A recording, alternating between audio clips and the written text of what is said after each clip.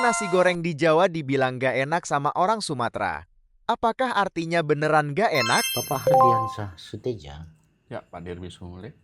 baru-baru ini kan muncul nih sebuah thread YTT aja ya, komen di medsos, komplain perihal sebuah tempat yang punya area estetik buat foto-foto banyak, bagus, tempatnya luas, dan dikomplain soal kualitas makanan. Ini kan jadi cukup membingungkan gitu, karena di tempat gue juga kan gue punya standarisasi makanan rasanya seperti apa.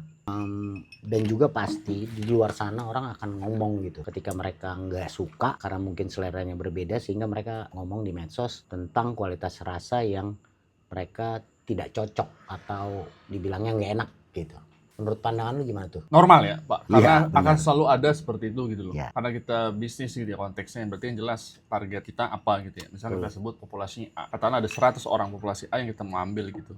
Produk kita minuman atau makanan ternyata pasti coba oleh populasi ini 60 orang itu nggak suka, itu kan perlu kita adjust. Betul. Atau ganti populasi, ganti target pasar gitu. Mau apapun itu produk yang katanya juga top gitu ya, kayak rendang misalkan, terus soto, terus Pempek. nasi goreng, pempek, akan selalu ada yang nggak suka gitu. Kopi gesa pun ada yang nggak Ya, suka. ya betul. Kapal api pun yang sepopuler itu ada aja yang nggak suka, ada yang suka, akan selalu seperti itu ya. Maksud gue itu kan normal sebenarnya. Karena tadi sekali lagi yang kita bahas sebelumnya di video sebelumnya soal selera. Nah, Karena orang tuh kan nggak netral, dia membawa preferensi sendiri, membawa ekspektasi sendiri. Belum nanti pengaruh dari lingkungannya, keluarganya, habitus apapun itulah. Artinya apa? Akan selalu ada kok fenomena seperti ini. Tempat lu juga akan seperti itu kok. Lu resep baru, betul. tempat baru, bahkan kasus yang teman kita ini kan, lokasi juga baru, beda populasi gitu. Wajar pasti ada perbedaan. Dan kita harus bedakan juga ya, edible dan tidak edible misalkan. Itu tidak bisa dimakan beneran atau emang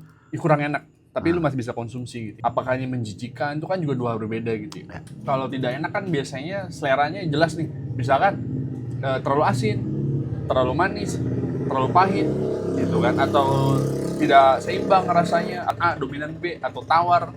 Nah itu kan pengaruhnya banyak juga ya, ketika lu mengkonsumsi itu ya. Belum nanti konsumsi sebelumnya gitu. Kebiasaan lu bagaimana dan sebagainya. Bukan berarti ini nggak perlu didengerin, nggak. Tapi kalau bisnis jelas akan selalu ada. Sekali lagi berarti populasi lu berapa persen yang menolak itu kan? Berarti kan itu tinggal hitung secara kalkulasi bisnis. Itu masih istilahnya gini, kalau dalam berita kan kayak margin error lah gitu.